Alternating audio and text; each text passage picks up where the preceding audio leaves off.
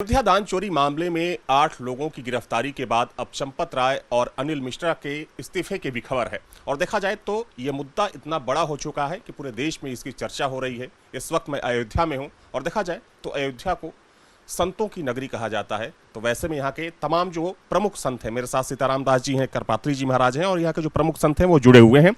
हम लोग इसी मुद्दे को समझने की कोशिश करेंगे कि आखिर इस घटना को कितना गंभीर ये लोग मानते हैं और अब जिस तरीके से कार्रवाई चल रही है तो उस कार्रवाई को ये लोग किस तरीके से देख रहे हैं।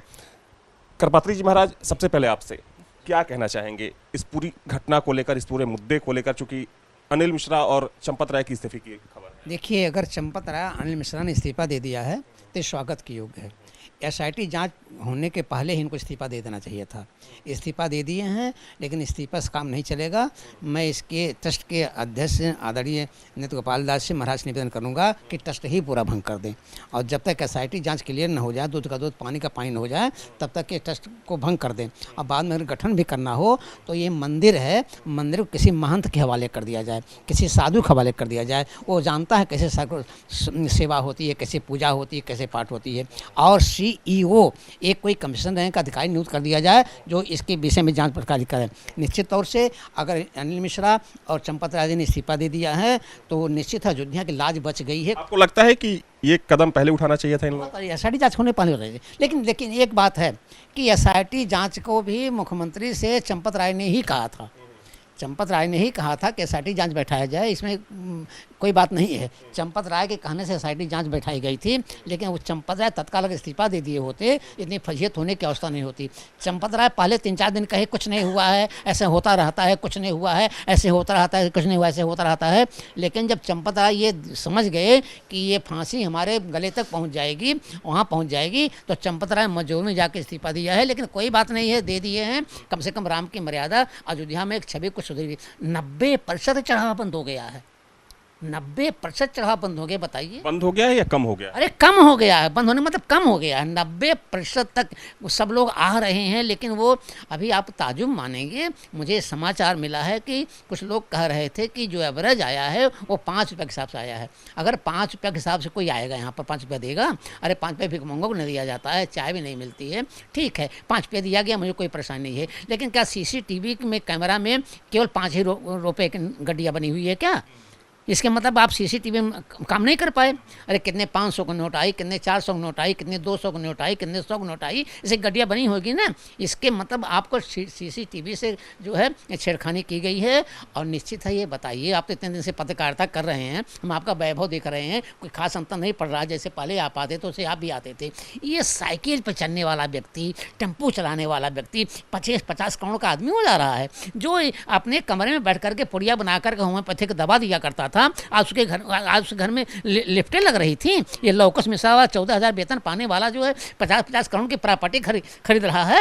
यहाँ तक दुरुपयोग हुआ है कि 10-10, 12-12 लाख रुपया गोबर में छिपाया गया है, गोबर से निकाला गया है। आप तो उस वक्त के भी हो जब ये हुआ था, हम लोगों ने कितना बलिदान दिया था।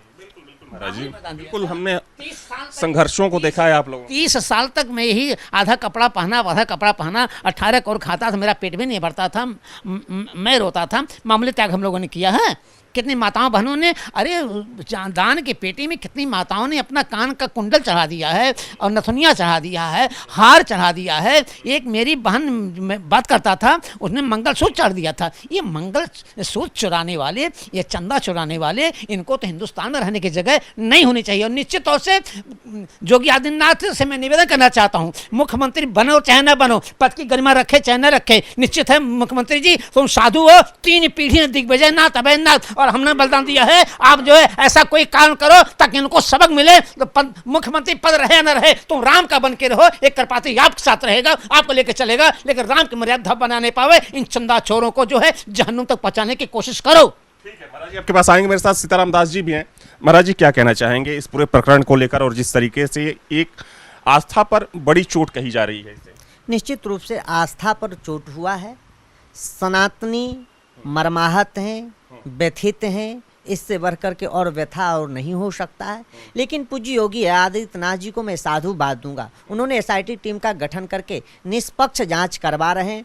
अंतरिम रिपोर्ट सौंपी गई है, उस रिपोर्ट के अनुसार एफआईआर दर्ज कर लिया गया है। उसमें जो भी दोषी पाए गए हैं उनको जेल भेजने की तैयारियां चल रही है, संभवतः जेल भी चले गए होंगे। लेकिन कुछ अभी रिपोर्ट सबमिट करना बाकी है, पूर्ण रिपोर्ट नहीं हुआ। पूज्य योगी आदित्यनाथ जी पर पूर्ण भरोसा है, जिनकी 3 पीढ़ी इस आंदोलन के लिए खपा है, जिन्होंने अयोध्या को सजाया है, संवारा है, निखारा है, ऐसा किसी ने कल्पना नहीं किया था। आज उनकी शाख की बात है, उनकी प्रतिष्ठा की बात है, वो अपनी प्रतिष्ठा पे आंच आने नहीं देंगे। जो भी दोषी होगा उसके ऊपर कार्रवाई होगी और कठोर कार्रवाई होगी। मैं सरकार से मांग करता हूँ फास्ट ट्रैक कोर्ट में मुकदमा को प्रचलित करा करके त्वरित कार्रवाई करके सभी को संपत्ति जब्त की जाए, उसके ऊपर दंडात्मक कार्रवाई हो ताकि नजीर बने। क्योंकि आज सनातनियों के आस्था पर कुठाराघात किया गया है। करोड़ों करोड़ों सनातनियों का समर्पण है, त्याग है, या ऐसे नहीं है, या राष्ट्रीय मंदिर है, या शौर्य मंदिर है। वहाँ चौड़ की आवश्यकता नहीं है, वहाँ पराक्रम की आवश्यकता है, वहाँ पर त्याग की आवश्यकता है, वहाँ पर समर्पण की आवश्यकता है।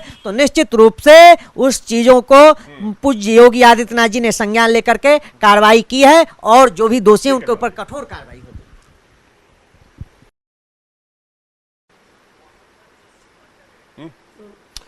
तो कुछ और भी प्रमुख संत हैं मेरे साथ जुड़े हुए। महाराज जी, क्या कुछ कहना चाहेंगे इस पूरे प्रकरण को लेकर आप?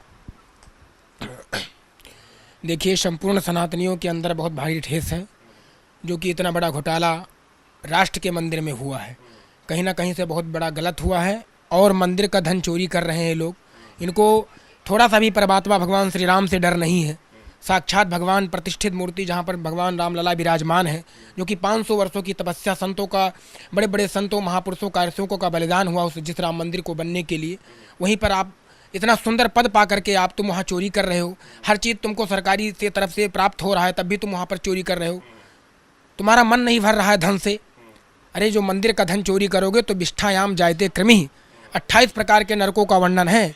60,000 वर्ष तक कीड़े बन करके विष्ठा का पान करना पड़ेगा और करोगे। अगर चोरी कर रहे हो, आप किए हो, जांच हो गई है, अगर आप ऐसा अपराध आपने किया है तो आपको कीड़े बन करके विष्ठा का पान करना पड़ेगा। आज संपूर्ण सनातनियों के अंदर भारी ठेस पहुंचा है। लोग फोन करते हैं, वो एक ही शब्द पूछते हैं, महाराज ये क्या हो गया आपके राम मंदिर में, आप लोगों के रहते हुए। यहाँ संतों का कोई सुनवाई नहीं होता है, किसी ने कोई संत का कोई बात मानता ही नहीं है। सब ट्रस्ट वाले, विष्णु जो ट्रस्ट के लोग हैं उन्हीं के द्वारा सारा मंदिर का संचालन होता है। तो संत इसमें क्या करें? लेकिन जो भी श्रद्धालु गण है, भक्तगण है, वो तो यही पूछेंगे कि महात्मा लोग, आप लोग रहते हैं वहाँ, ऐसा कैसा हो रहा है। आप क्या कहना चाहेंगे? देखिए, जैसा कि अभी न्यूज़ आ रहा है कि चंपत राय जी और उनके साथ और भी लोग हैं जो इस्तीफा दे दिए हैं, तो मैं सिर्फ एक ही चीज़ कहना चाहता हूँ कि सरकार जांच एसआईटी टीम गठन किया, जांच होकर चली भी गई। तमाम लोगों को यह जानकारी है कि मंदिर में चोरी हुई है, और जब छोटे कर्मचारी का आज शिकार करने के लिए आज एफआईआर जो हुआ है उसमें बड़े चेहरे का एक भी नाम नहीं है। आप उसमें गौर कीजिएगा, सब छोटे चेहरे का नाम है। मैं पूछना चाहता हूं कि क्या बगैर बड़े चेहरे के समर्थन से छोटे चेहरे चोरी कर लेंगे? इतनी हैसियत नहीं है। सीसीटीवी डिलीट करना ये छोटे चेहरे का काम नहीं हो सकता, इसमें बड़े चेहरे शामिल हैं, और वो बड़े चेहरे आराम से जाते हैं, इस्तीफा देकर चले आते हैं और एसी का हवा खाते हैं। क्यों भाई, अब तक गिरफ्तारी क्यों नहीं उसकी? अब तक उसको गिरफ्तार क्यों नहीं किया गया? और वो स्वयं जाता है इस्तीफा देने के लिए। भाई वो क्या है? मंदिर का चोरी, इतना सारा रुपया धन दौलत लूट कर वो स्वयं जाकर इस्तीफा देता है, अपने आप को दरियादिली दिखाते हैं। वो उन्हें गिरफ्तार क्यों नहीं किया गया? ट्रस्ट से बाहर क्यों नहीं निकाला गया? और उसको अभी हर हाल में एसआईटी टीम को गिरफ्तार करना चाहिए था। करपात्री जी, एक आखिरी सवाल आपसे है। जैसा कि सब लोग बोल रहे हैं कि पूरे ट्रस्ट को भंग कर देना चाहिए, क्या ये इस समस्या का निदान है? नहीं, इस समस्या का निदान तो खैर ये नहीं है। इस समस्या का निदान ये है कि एक नया ट्रस्ट बनाया जाए, लेकिन इन लोगों को सबसे पहले पनिशमेंट किया जाए। इन लोगों के घर पे बुलडोजर चढ़े, इनकी सारी संपदा की जाँच हो, इन लोगों को जो है पेनलाइज किया जाए, इन लोगों को दंड दिया जाए। लेकिन ट्रस्ट पुनः गठन हो और उस ट्रस्ट के गठन में साधु महात्माओं रखा जाए, अच्छे लोगों रखा जाए, CEO कोई कमिश्नर रैंक का अधिकारी बने। तो तमाम साधु संतों की ये राय है कि एक बार ट्रस्ट का पुनर्गठन होना चाहिए। हालांकि चूंकि अगर एसआईटी की प्रारंभिक रिपोर्ट की बात करें तो सोर्सेज के हवाले से ऐसी जानकारी की है कि एसआईटी ने भी ये रिकमेंड किया है कि यहाँ पर काशी विश्वनाथ कॉरिडोर की तर्ज पर एक एसआईटी का गठन होना चाहिए। खैर, इस मामले में लगातार कार्रवाई हो रही है। देखा जाए तो कई अज्ञात लोगों के खिलाफ भी मुकदमा दर्ज किया गया है और माना जा रहा है कि इसमें कुछ और नाम शामिल हो सकते हैं। वीडियो जर्नलिस्ट सुबी खान के साथ अविनाश सिंह, न्यूज नेशन, अयोध्या।